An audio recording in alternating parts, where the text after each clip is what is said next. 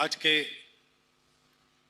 विशिष्ट अतिथि द्वय आदरणीय डॉक्टर सोमनाथ जी, आदरणीय डॉक्टर कैलाश सत्यार्थी जी, आदरणीय सच्चिदानंद जी, आदरणीय भारत सिंह जी, उपस्थित सभी विद्वज्जन, सज्जन, माता भगिनी एवं देश के कोने कोने से यहाँ पर उपस्थित शोधार्थी, अपने विशिष्ट अतिथियों ने हमारे सामने एक दृष्टि रखी। दोनों के भाषणों में एक परस्पर पूरकता है। किसी भी सिक्के के दो पहलू होते हैं।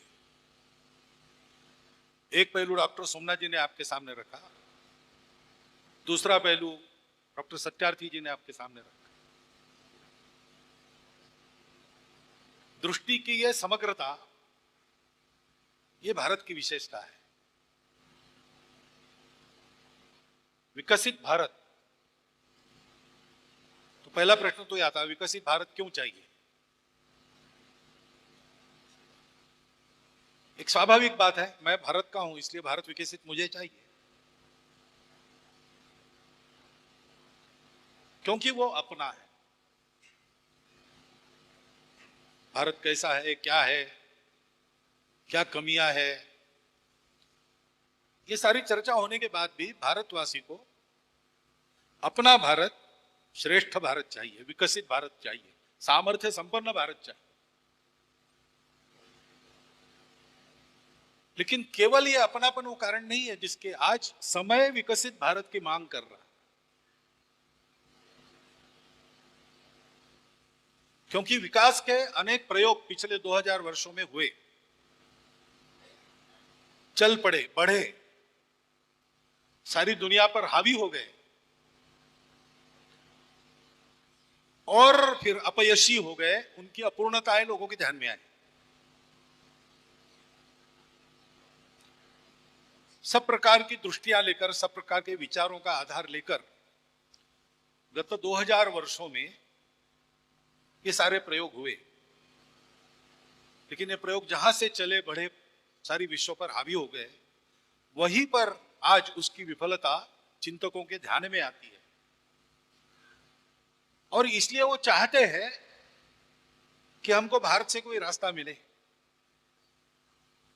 क्योंकि जो बात डॉक्टर सत्यार्थी जी ने कही, व्यक्तिगत, सामूहिक, सार्वभौमिक, ये तीनों एक साथ इन प्रयोगों में से चला नहीं। विकास हुआ तो पर्यावरण की समस्याएं भी खड़ी हो गई। मुझे वर्णन करने की आवश्यकता नहीं, आप सब जानते हैं। और अभी भी जो चलता है चर्चा, शास्त्रार्थ, वो ये चलता है कि विकास करे या पर्यावरण की रक्षा करे, दोनों में से एक चुनना है। जैसे मनुष्य का जीवन, दोनों में से एक नहीं चुनना पड़ता है, दोनों को साथ लेके चलना पड़ेगा, तभी बचेगा।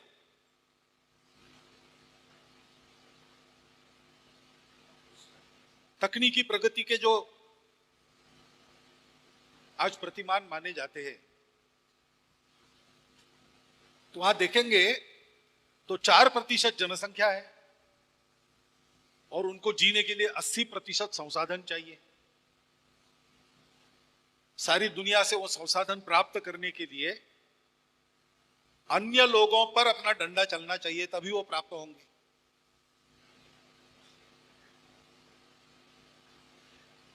ऐसे विकास में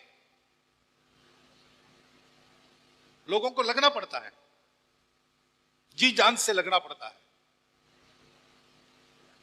परंतु उसके सुफल सबको प्राप्त नहीं होते, तो उत्साह ठंडा हो जाता है। उस उत्साह को फिर से जगाने का उपाय क्या है? फिर से अपने लोगों पर भी अपना डंडा चलना चाहिए। ये स्थितियां दिख रही है।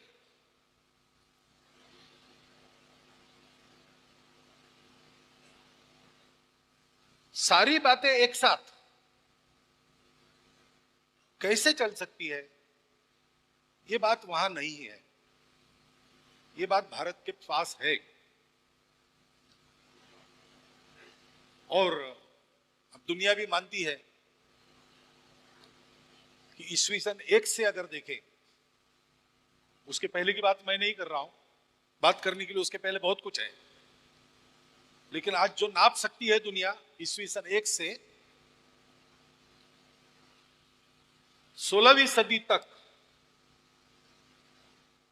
भारत सब क्षेत्रों में दुनिया का अग्रणी था। बहुत सारी बातें हमने खोज ली थी,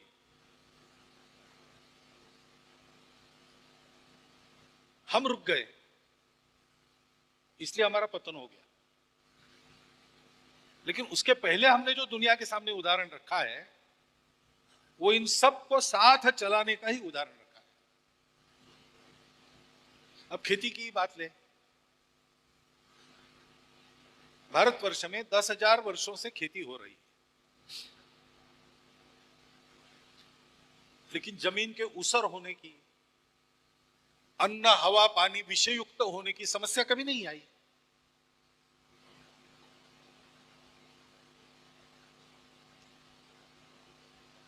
उधर से खेती आई तो देखते देखते ये सब हो गया।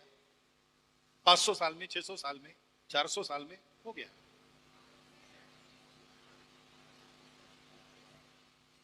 तो कहीं दृष्टि में एक अधूरापन उधर था, जिसके चलते ये सारी बातें गड़बड़ हो गई, और इसलिए विकास भी एकांगी हुआ। अपने यहां पर विकास समग्रता से देखा जाता है। व्यक्तिगत विकास है तो शरीर का विकास होना चाहिए, मन बुद्धि का विकास होना चाहिए, और आत्मभान भी जागना चाहिए। विकास यानी केवल अर्थ काम की प्रचुरता नहीं, उसका विरोध नहीं। हम दरिद्र के उपासक नहीं है। अभी दीपावली हुई, लक्ष्मी पूजा हमने की सबने, तो श्री सूक्त सुना होगा। उसमें जो वैभव का वर्णन है, लक्ष्मी जी का वर्णन है, उसमें धान्यम धनम पशुम बहुपुत्र लाभम वगैरह सब है। उसके साथ साथ न क्रोधो न च मात्सर्यो न लोभो न अशुभा मति, ये भी है।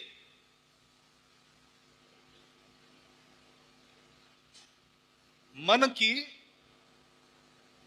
और भौतिक दोनों प्रकार की समृद्धि का वर्णन। तो दोनों तरफ का विकास एक साथ चलना चाहिए।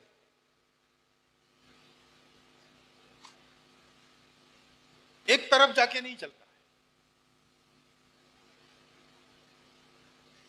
अध्यात्म और विज्ञान, बाहर की दुनिया इसमें झगड़ा मानती है। हम कहते हैं इसमें झगड़ा होने की कोई आवश्यकता ही है नहीं। सत्य को खोजने के दोनों तरीके हैं, जिज्ञासा में से ही निकले। मैं कौन हूं, कहां से आया, कहां जाऊंगा, दुनिया क्या है, कहां से आई, कहां जा रही है, और मैं और दुनिया, इनका संबंध क्या है। मनुष्य को विचार शक्ति जिस समय प्राप्त हुई, तब से वो इसको सोचता है। तो सोचते समय पहली बात तो यही है कि जिस बात से जानना, उसका उपयोग करता है। जिससे जानना हमारे पास बिल्कुल निकट, हमारे पूर्ण स्वामित्व में अपने ज्ञानेंद्रिय है, उससे हम जानते हैं। नाक से सूंघते हैं, स्पर्श से अनुभव करते हैं, आंखों से देखते हैं, कानों से सुनते हैं, वाणी से बोलते हैं, जिह्वा से ग्रहण करते रस। तो पहला उपयोग उसी का हुआ, और ये सब अपने इंद्रिय बाहर देख रहे हैं। तो बाहर की दुनिया में अन्वेषण चला, और बहुत व्यापक अन्वेषण हुआ होगा। जो कहानियां हम सुनते हैं सबकी, वो इसी प्रकार की है।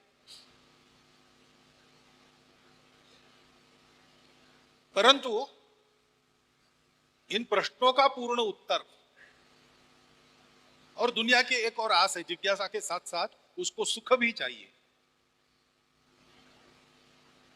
तो सारा सुख एक साथ, और कभी फीका ना पड़ने वाला शाश्वत सुख बाहर मिलता नहीं। यह सबको अनुभव हुआ, हमको भी हुआ, बाहर के लोगों को भी हुआ।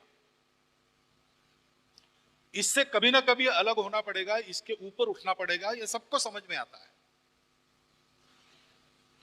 इसलिए इन सबके मुक्त होने की कल्पना, मोक्ष धर्म की कल्पना सारी दुनिया में अपना अपना मोक्ष धर्म है। हम तो कहते हैं कि एक एक आदमी का अलग ही होता है,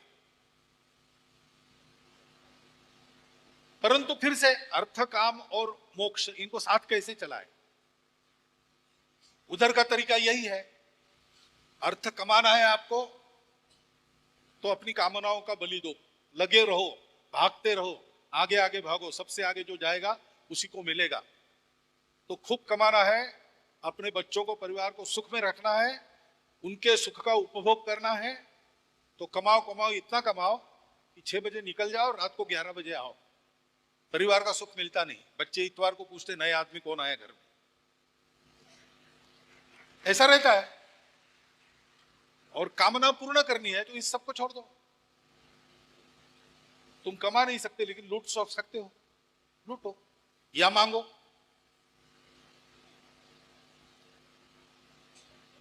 और मोक्ष है तो ये दोनों छोड़ दो। हमारे यहां ऐसा नहीं है। हमारे यहां उपनिषदों ने बताया ईशावास्य में, अविद्यया मृत्युम तीर्थवा विद्यया मृतम अश्नुते। 100 साल तक कर्म करने की इच्छा लेकर निरामय जीवन जीना है, कर्म करके चारों पुरुषार्थों को सिद्ध करना है। 3 पुरुषार्थ सबको पता है, इन सबको साथ चलाने वाला धर्म नहीं पता। आपने जिस कंपैशन का उल्लेख किया, करुणा का, वो धर्म के 4 स्तंभों में एक स्तंभ करुणा है, एक स्तंभ सत्य है। क्योंकि ये ऐसा हमने सोचा, इसका कारण है कि बाहर सुख नहीं मिलता, ये ध्यान में आने के बाद हम रुके नहीं, दुनिया रुक गई, अलसा गई। अब और परिश्रम नहीं चाहिए, सुखासीनता ये स्वभाव बन चुका था। इंद्र विरोचन की कथा है कि सब वैभव होने के बाद भी सुख नहीं है तो कहां मिलेगा। अपने अपने गुरु के पास गए, शुक्राचार्य बृहस्पति दोनों ने, बृहस्पति ने इंद्र को, शुक्राचार्य ने विरोचन राक्षसों के अधिपति उनको बताया कि ब्रह्मा जी के पास जाओ, वो एक आत्मा नाम की चीज है, उसको जानते हैं, आत्मविद्या उनके पास है। आत्मा को देखने से और कुछ देखना बाकी नहीं रहता, आत्मा को पाने से कुछ पाना बाकी नहीं रहता, तो तुमको सुख मिलेगा। तो गए दोनों, ब्रह्मा जी को कहा आत्मा को देखना है। ब्रह्मा जी ने कहा तुम देखते कैसे हो? आंखों से। तो देखो फिर आंखों से, आंखों से देखते हो लेकिन तुम मर जाते हो, आंख तो वैसी ही रहती है। 2 घंटे के अंदर आप अपनी आंख दूसरे को दे सकते हो, आंख में गड़बड़ नहीं है। वो आंखों में जो देखने वाला बैठा है वो चला जाता है। तो आंखों में देखो, बैठकर देखने वाला कौन है? तो दोनों एक दूसरे के सामने खड़े हो गए और आंखों में आंखें डालकर देखा, तो आंखों में क्या दिखेगा? मैं देखूंगा दूसरे की आंख में तो मेरा प्रतिबिंब दिखेगा। वही दिखा। ब्रह्मा जी को उन्होंने पूछा कि ये तो हम दर्पण में रोज देखते हैं, पानी में भी देखते हैं, तो क्या यही आत्मा है? ब्रह्मा जी ने कुछ बोला नहीं। शिक्षा पद्धति कैसी है, हम बताते नहीं है ये ऐसा ऐसा है, पूरा कंठस्थ कर लो, ये परीक्षा में आएगा, इसको और कंठस्थ करो, ये बताते नहीं। हम कहते तुम खोजो, जिज्ञासा तुम्हारी है। ब्रह्मा जी कुछ बोले नहीं, इन दोनों ने मान लिया, वापस चले कि मिल गया आत्मा। लेकिन वो अमर अक्षय आत्मा, अक्षय सुख देने वाला आत्मा, इंद्र ने देखा कि नाव के चप्पू चलाने से वो नष्ट हो जाता है पानी में। तो विरोचन को कहा इंद्र जी कि ये गड़बड़ है कुछ, ब्रह्मा जी ने कुछ पहली बुझाई है हमसे, तो चलो वापस। विरोचन ने कहा मैं नहीं आता। बता दिया उन्होंने एक बार, अब क्या वापस जाना, हम ही है, ये 8 मास का शरीर दिखता वही आत्मा है। वो चला गया। उसको वापस आके फिर से ब्रह्मा जी के पास बैठना, वो डालेंगे पहेलियां, उसको बुझाना, ये कष्ट सहन नहीं हुआ। अब तपस नहीं करोगे आप, तपश्चर्या नहीं करोगे तो आपको सत्य मिलने वाला है नहीं। इसलिए धर्म के 4 पैरों में कहने में क्रम आखिरी है, लेकिन आता पहले तपस। वो तपश्चर्या चलनी चाहिए, और तपश्चर्या चलने से चित्त शुद्धि होती है, मन पवित्र होता है। हम कष्ट करते तो दूसरे के कष्टों का भी संवेदन मन में होता है, हम समझ सकते हैं। कभी कोई लोग कहते हैं, विशेषकर चुनावी सभाओं में बहुत कहते हैं कि मैंने गरीबियों को झेला है, मैं आपके कष्ट जानता हूं। जानते कि नहीं मालूम, लेकिन ये होता है। अगर मैंने कष्ट झेला है तो मैं दूसरों के कष्ट को समझता हूं। और इसलिए कोई कष्ट कर रहा है तो उसकी रोटी लूट ले हम, ये बुद्धि नहीं होती। धीरे धीरे चित्त शुद्धि होती है। तपस करने से इधर उधर की इच्छाएं भी कम होती। और इसलिए दूसरा धर्म का स्तंभ कहा है शुचिता, मन की, बुद्धि की, शरीर की शुचिता। जब यह होता है तो फिर करुणा निपजती। अयम निजः परोवेति का भाव चला जाता है। ये सब विकार है जो अशुद्ध चित्त में रहते, काम, क्रोध, लोभ, मोह, दंभ, मत्सर, मद। इससे मुक्त होता है आदमी तो करुणा वास्तविक अर्थ में उसके हृदय में प्रवाहित होती है। और ये तीन पैर है तो चौथा स्तंभ है सत्य। वो सत्य हमको प्राप्त क्यों हुआ? क्योंकि हमारे पूर्वज रुके नहीं, बाहर नहीं मिला तो उन्होंने अंदर खोजा। और जब वो अंदर वाला मिल गया तब उनको ध्यान में आया कि व्यक्तिगत स्तर पर, समष्टि के स्तर पर, सृष्टि के स्तर पर और विश्व के स्तर पर, निर्मिति के स्तर पर भी ये सबको जोड़कर साथ विकसित करने वाला है। और इसलिए जब विकास की हम बात करते हैं, हमारी एक दृष्टि है, अनुभव से विकसित हुई। हर एक देश की अपनी अपनी स्थिति है, परिस्थिति है। अब हमारे यहाँ 140 करोड़ आज है, 160-65 करोड़ होंगे। टेक्नोलॉजी आएगी, आनी चाहिए, साधन है वो। परंतु टेक्नोलॉजी आएगी, हर हाथ को काम भी रहना चाहिए। टेक्नोलॉजी आएगी लेकिन निर्ममता नहीं आनी चाहिए। वही सत्यार्थी जी ने हमको इशारा दिया। तो हमको अपना विकास पथ अपने आधार पर बनाना पड़ेगा। उसमें ये हम नहीं करेंगे ऐसा नहीं है, ये सब हमको करना है, लेकिन इस तरीके से करना है कि दुनिया हमसे सीखे कि ये सारी बातें साथ कैसे चल सकती है।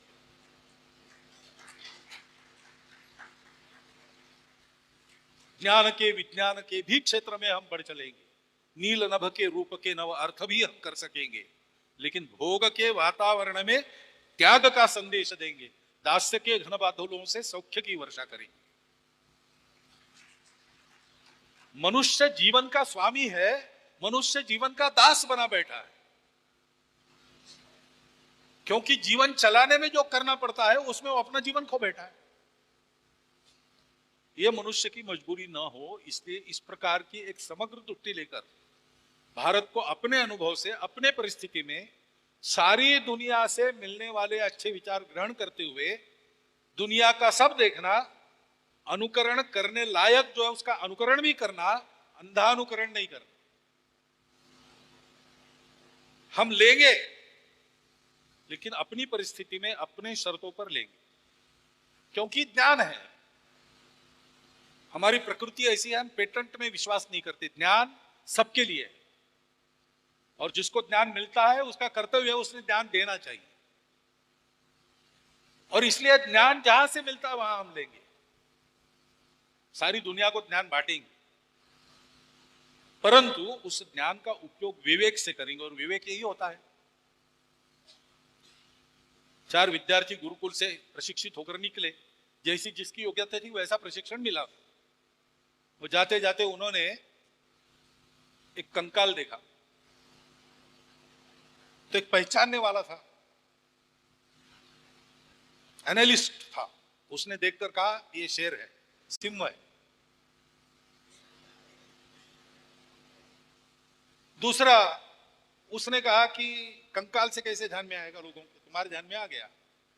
तो सामान्य लोगों को ठीक से ज्ञान हो इसलिए उस पर चमड़ी चढ़ा देता हूं। उसने अपना मंत्र चलाया और पूरा जैसे अजायब घर में, म्यूजियम में होता है वैसा शेर वहां बन गया। तीसरा दर्शन शास्त्री था, उसने कहा इसका क्या उपयोग है, मैं इसमें प्राण संचार करता हूं।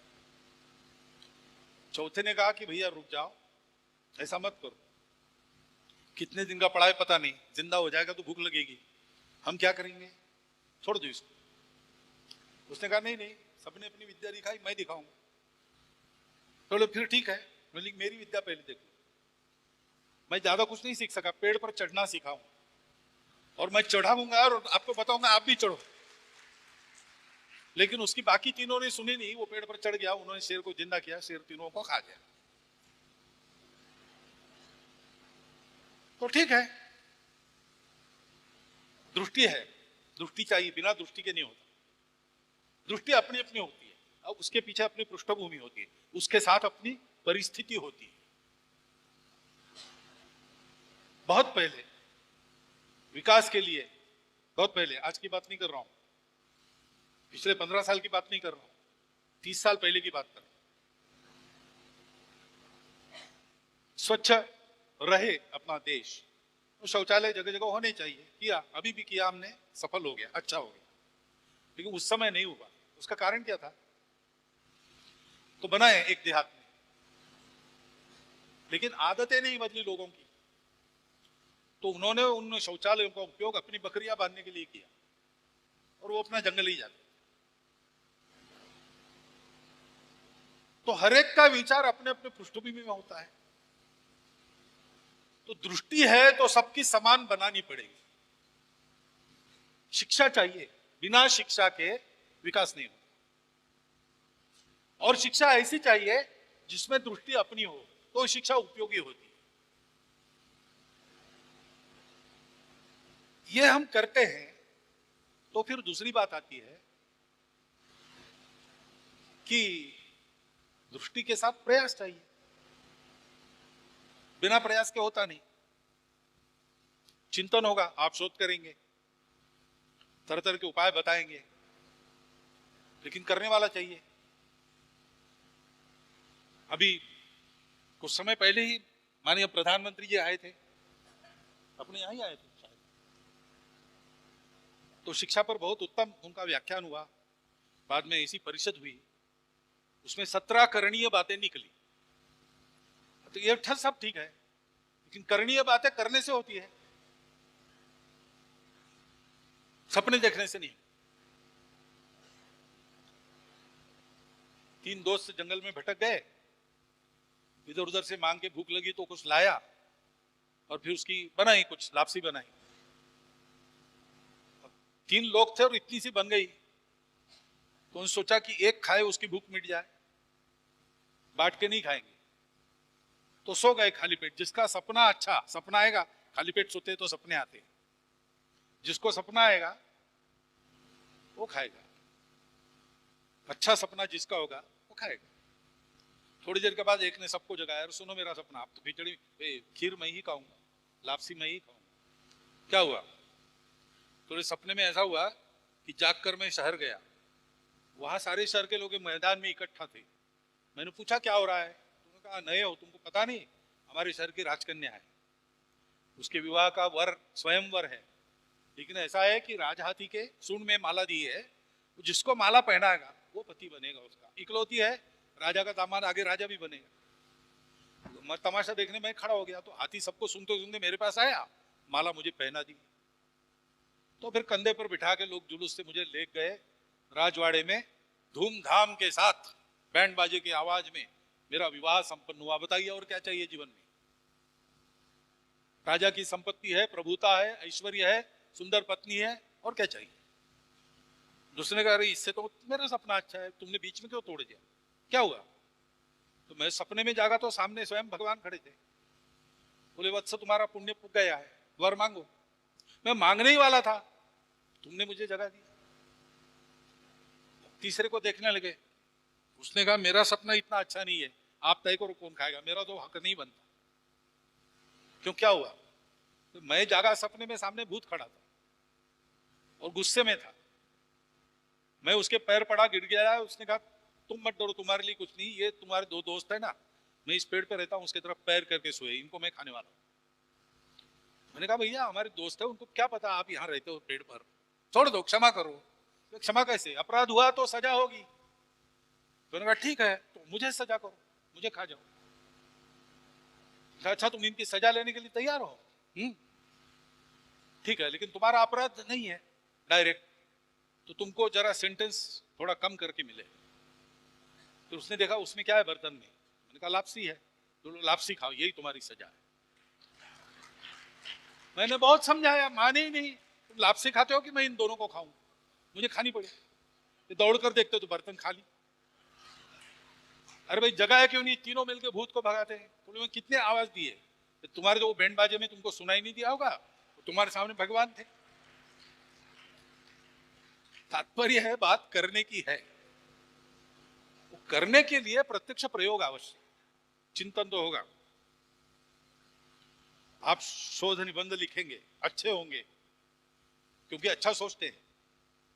युवकों की सोच नहीं होती है, आउट ऑफ द बॉक्स सोचने की उनकी क्षमता होती है। उनको किसी प्रकार का बंधन नहीं रहता, सोचने का भी नहीं रहता, करने का भी नहीं रहता। तो युवकों ने ये करना, शोध निबंध लिखना, परंतु उनको वातावरण मिलना चाहिए।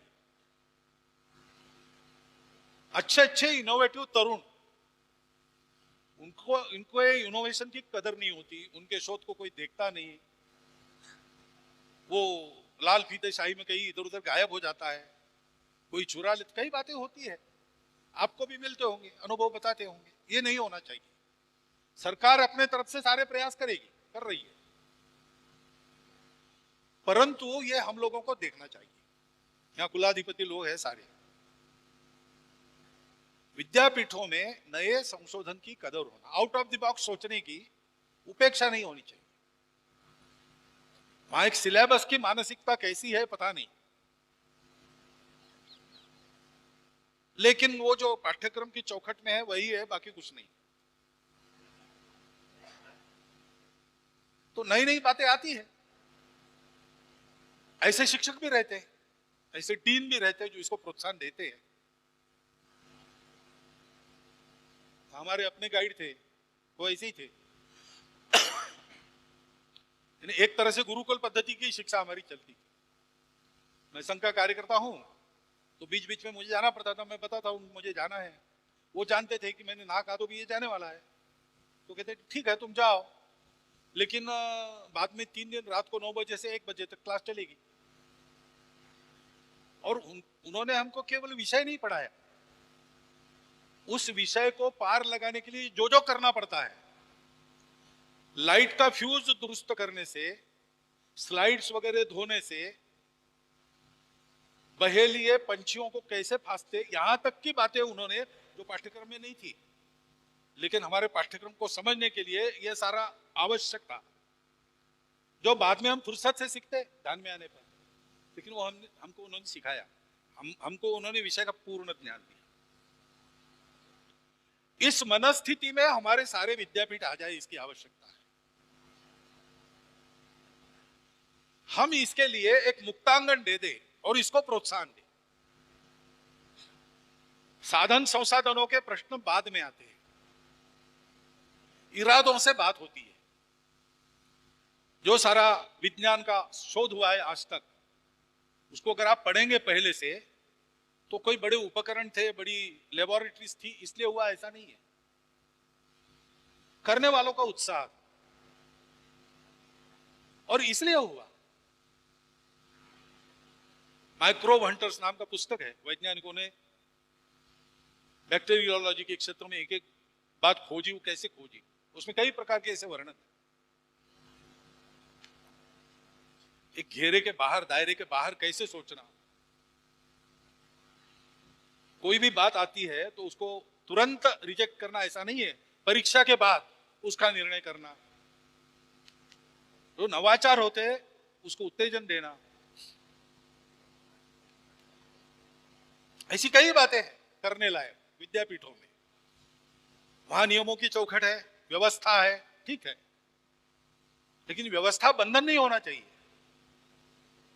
व्यवस्था ये ज्ञान को आगे बढ़ाने वाला साधन होना चाहिए।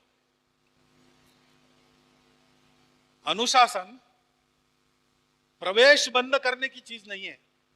अनुशासन सबको समाहित करने के लिए होता है। यह वातावरण अपने विद्यापीठों में लाने का काम हमारे आचार्यों का है, उनको करना पड़ेगा। और शोधार्थियों को अपना शोध करना है,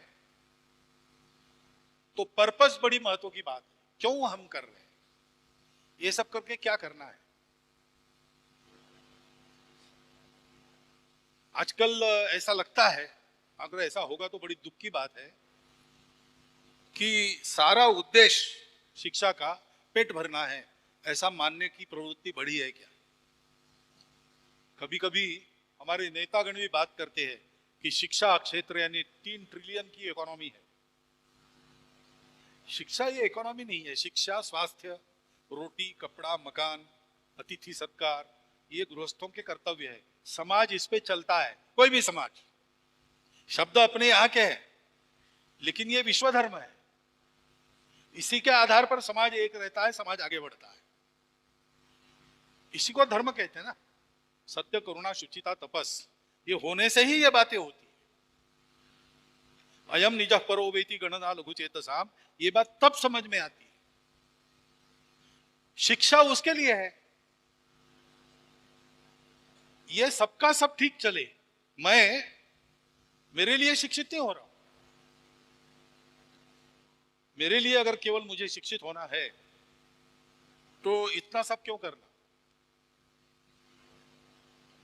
अल्प शिक्षित लोग आगे नहीं जाते, ऐसा तो है नहीं। पुरानी एक कहानी पढ़ी रीडर्स डाइजेस्ट में। एक करोड़पति थे, 100 साल पूरे की आयु के। तो पत्रकार पहुंचे उनके पास, इंटरव्यू ले रहे। उतने में उसका सेक्रेटरी आया। महाराज, वो आपने दान कबूल किया था, वो आए लेने के लिए, चेक देना है, आपकी साइन। तो ले आओ। तो चेकबुक आया, उसके साथ स्याही का पैड आया कि महाशय लिखना पढ़ना नहीं जानते। उन्होंने अपना अंगूठा किया उस पर। पत्रकारों ने देखा, आश्चर्यचकित हो गए, आपको लिखना पढ़ना नहीं आता? नहीं, मुझे वो भाग्य नहीं मिला। तो बिना लिखे पढ़े आप करोड़पति बन गए, लिखते पढ़ते तो क्या होते? तो बोले, मुझे मालूम है क्या होते। मैं पढ़ा लिखा नहीं था, तो एक चर्च में घंटी बजाने की नौकरी करता था। हमारे नए बिशप आए, उन्होंने सर्कुलर निकाला कि चर्च के नौकरी में जो है उसको साक्षर होना अनिवार्य है। मैं 40 साल का हो चुका था, सीखने की इच्छा मैंने छोड़ दी थी, तो मैंने नौकरी छोड़ दी। अब आगे क्या करना। तो ऐसे ही अन्यमनस्क होकर भटक रहा था, तो किसी ने मुझे बुलाया एक ऑफिस की खिड़की से आवाज देकर। उसने कहा, देखो मुझे कॉफी पीनी है, लेकिन एक काम भी अर्जेंट है, मैं ये कर रहा हूं, तो सामने वाले दुकान से एक कॉफी ले आओ, मैं तुमको एक पेंस दूंगा। तो मैं कॉफी लेके गया, उसने एक पेंस दी। मेरे मन में आया कि ऐसे बहुत लोग होंगे जिनको बैठे जगह पर कॉफी चाहिए, चाय चाहिए, कुछ कुछ चाहिए। तो मैंने वो काम शुरू किया। बढ़ते बढ़ते यहां आ गया। मैं लिखना पढ़ना सीखता तो घंटी बजाने का काम करते रहता। तो मैं शिक्षा को कम नहीं कर रहा हूं। शिक्षा अपनी शिक्षा, सा विद्या या विमुक्त है। ज्ञान चाहिए, जितना ज्ञान कमा सकते आप कमाइए, हम सब कमाएं। विद्यालय में, महाविद्यालय में, यूनिवर्सिटी में पढ़ाई बंद होने के बाद भी सीखते रहना चाहिए। सीखना यही जीवन है। जन्म जन्मांतर के प्रवास की अपनी जो कल्पना है वो इसीलिए है। हर जन्म में आदमी सीखता है, सीखते सीखते बुद्ध बन जाता है। ये प्रवास है, ये यात्रा, इसलिए सीखना तो है ही। लेकिन क्यों सीखना है? एक तो अपने लिए है कि सीखते सीखते बुद्ध बनना है। शरीर मन बुद्धि के बंधनों के ऊपर जाकर सब में आत्मा का दर्शन, स्वयं में भी उसका दर्शन करना। वो जड़ है, चेतन है, इस विवाद में नहीं पड़ना। जो कुछ है वस्तु, उसको पहचानना। ये जब पहचानते हैं तो सब अपने हैं, अपने हैं, इसलिए सबके लिए हम हैं। तो फिर सामूहिक जीवन की बात आती है। मनुष्य अपने लिए नहीं जीता, फिर सबके लिए जीता है। और सब यानी सब, maximum good of the maximum people नहीं। सर्वे अपि सुखिनः सन्तु, सर्वे जनाः भी नहीं कहा हमने। सब कुछ जड़ चेतन जितना सृष्टि में है, सब में पवित्रता है, सब में चैतन्य है। इसको जानते हैं तो अपना जीवन वैश्विक हो जाता है।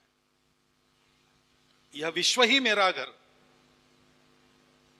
ऐसी जिसकी मति स्थिर, किंबहुना चराचर स्वयं ही हो गया।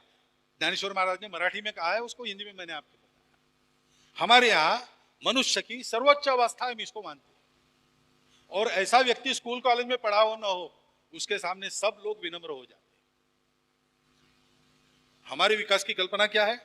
यही है, अविद्या मृत्युम तीर्त्वा विद्या मृतमस्तुते। ये दुनिया को चाहिए भारत से, चाहिए तो ठीक है, लेकिन दुनिया की और एक आदत है, वो सामर्थ्य का सुनती है। शरीर का सामर्थ्य, मन का सामर्थ्य, बुद्धि का सामर्थ्य और आत्मिक सामर्थ्य, इन चारों सामर्थ्यों में हमको दुनिया का सिरमौर बनना पड़ेगा। इसलिए भौतिक विकास भी आवश्यक है। भौतिक विकास कराते समय उसको एक विवेक देना पड़ता है। विवेक नहीं रहा तो एआई क्या क्या उत्पाद करेगा, इसकी कल्पना लोग करते हैं, बड़ी भयंकर है। कभी कभी लोग कहते हैं कि मनुष्य नहीं रहेगा, मशीन ही रहेगा। ये तो हमको नहीं चाहिए, ये नहीं चाहिए, इसलिए एआई भी नहीं चाहिए, ऐसा नहीं है। ये करना है, लेकिन उसके साथ एक विवेक देना है। तो इस दृष्टि से कैसे किया जा सकता है? शोध होना चाहिए, प्रयोग होना चाहिए, प्रयोगों को प्रोत्साहन मिलना चाहिए। छात्र और आचार्य दोनों के मिलकर करने का यह काम है। ये प्रयोग रूप में विकसित हो जाए, उसके मॉडल्स खड़े हो जाए। शिक्षा क्षेत्र में प्रत्यक्ष काम करने वाले लोग तो कर ही रहे हैं, लेकिन प्रत्यक्ष शिक्षा क्षेत्र की सूची में जिनके नाम नहीं आते, ऐसे भी लोग ये प्रयोग चला रहे हैं और बड़े यशस्वी ढंग से चला रहे हैं। हमने वहां जाकर देखना भी चाहिए। शोध करने के लिए बहुत उत्तम प्रकार की जानकारी प्रत्यक्ष से देखने को मिलेगी। रविंद्र गुरु जी के कार्य है, सर्वोदय के लोगों के द्वारा कई प्रकार के काम चले, खेती के नए नए अपने आधार पर किए हुए प्रयोग, बहुत उत्तम मॉडल सारे भारत में हैं। ये सारे प्रतिमान हमको खड़े करने पड़ेंगे। छोटा प्रयोग, उससे बड़ा प्रयोग, उसको सारे देश पर कैसे लागू किया जा सकता है, विचार करना पड़ेगा, प्रयोग करके उसको सिद्ध करना पड़ेगा। ऐसे प्रयोग को और सिद्धता को प्रोत्साहन देना पड़ेगा। तो अभी आप और विचार करने वाले हो यहां पे, इसी का विचार कीजिए। आपका अभिनंदन करता हूं, क्योंकि ये अपेक्षा नहीं थी। मुझे पता होता कि 1 लाख पार के ये लोग 68,000 तक जाने वाले हैं, तो मैं इनको कहता 2 लाख करो। तो मुझे भी पता नहीं, लेकिन यह मैं जानता हूं हमारी युवाओं की एक क्षमता है, वो पुरानी पीढ़ी से अधिक है। थोड़ा उनको आने दीजिए, करने दीजिए, हाथ लगाइए, मदद कीजिए। ये हो, प्रयोग हो, और हम पूरे भारत को सब प्रकार के सामर्थ्य में नंबर 1 बनाकर विश्व के सामने अपना प्रतिमान रखे। हम नकल नहीं करेंगे किसी की। वैसे ध्यान रखना, हमारे प्रतिमान की कार्बन कॉपी कभी नहीं चलेगी, क्योंकि जो यशस्वी प्रयोग है उसके बेसिक्स को लेकर अपना अपना प्रतिमान प्रत्येक देश को रचना पड़ेगा। वो ऐसा कर सके, इतना अच्छा बेसिक लेकर हमको अपने प्रतिमान खड़ा करने पड़ेंगे, और अपने देश को तो हम समर्थ बनाएंगे ही। पूरे विश्व के लिए एक रास्ता बताने वाला भारत हमारे परिश्रम से खड़ा होगा। आज हमारी जो स्थिति है और विश्व की जो हवा है, उसमें मैं समझता हूं कि आज से अगर हम इसमें लग गए, जैसा कहा गया, ये समापन नहीं है, दीक्षांत कहते हैं। लेकिन दीक्षांत जब होता है तो वास्तव में दीक्षा लेते हैं आगे काम करने के लिए। आज हमने ये दीक्षा ली है और ये काम हम आगे करते रहेंगे। तो आज से मैं समझता हूं कि 20 वर्षों में ये जो मैं बोल रहा हूं, मैं तो सपना देख रहा हूं, क्योंकि सपना देखे बिना ये सब नहीं होता। लेकिन ये सपना सत्य रूप में आपके कर्तृत्व से साकार होगा। ये भी अपने आंखों से मैं देख सकूं, इतनी लंबी आयु भगवान मुझे दे, ऐसा मैं सोच रहा हूं। आपको भी ये सब करने के लिए पूर्ण आयु मिले, 120 साल की, जैसा वेदों में कहा है। ये शुभकामना आपको देता हूं। आप सबका अभिनंदन करता हूं और मेरी 4 शब्द समाप्त।